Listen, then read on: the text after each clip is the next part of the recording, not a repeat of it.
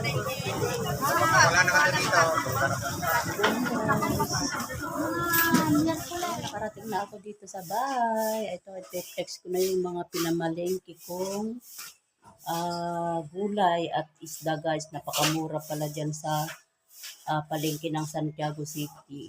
Ayan, text na natin. Ito guys, ay mga bangus. Ayan, bumili ako ng 4 na pirasong bangus. Ang bawat 1 kilo nito ay nagkakahalaga ng 140 pesos. Ito ay mahigit na 2 kilo guys. Saka bumili rin ako ng pork belly. Ay hindi, pala to. Ito guys, belly ng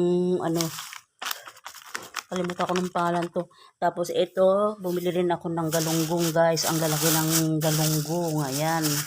170 ang 1 kilo. Tapos may binili rin akong dalagang bukid. Ayan, di pa kasi natikman ni Mr. yung dalagang bukid. Ayan ay nagkakahalaga ng excuse me. Nagkakahalaga ito ng 140 pesos. Kalahating kilong mahigit. Tapos ito naman yung parang tulingan siya guys. Pero masarap itong isda na to na iluto sa curry. Ayan, bumili rin ako ng 2 piraso. Ayan guys, halos puro isda ang aking binili guys. Saka yan, may manok din at meron tayong pangsahog na konting karne, pangsahog sa gulay. Namiling mga gulay. Ayan, ang mumura guys. Itong kalabasa. Ito ay 30 pesos. Ito 2 tali. Ayan, 15 ang isa. Itong ampalaya 30 pesos din.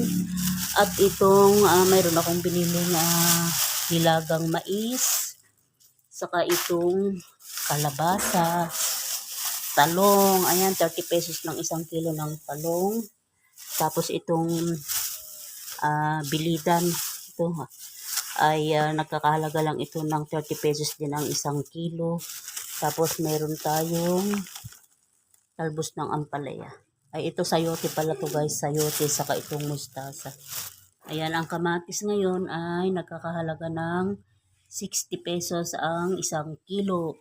Ayan guys, saka ito yung dahon pala ng aking ampalaya na 30 pesos lang guys. Ito 30 pesos lang.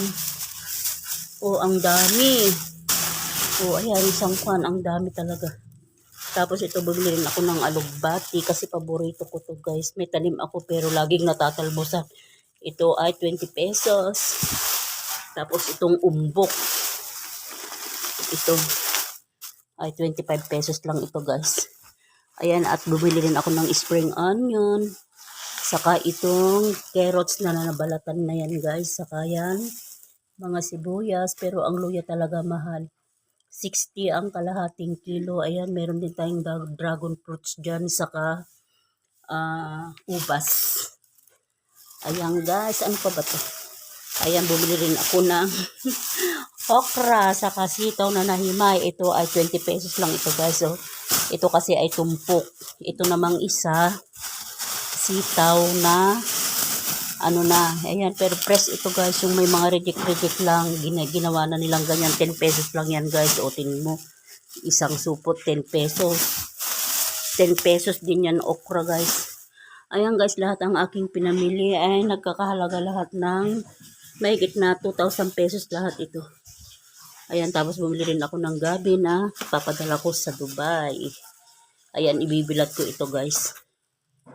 Ayan, thank you for watching. See you again on my next video. God bless sa ating lahat. Bye!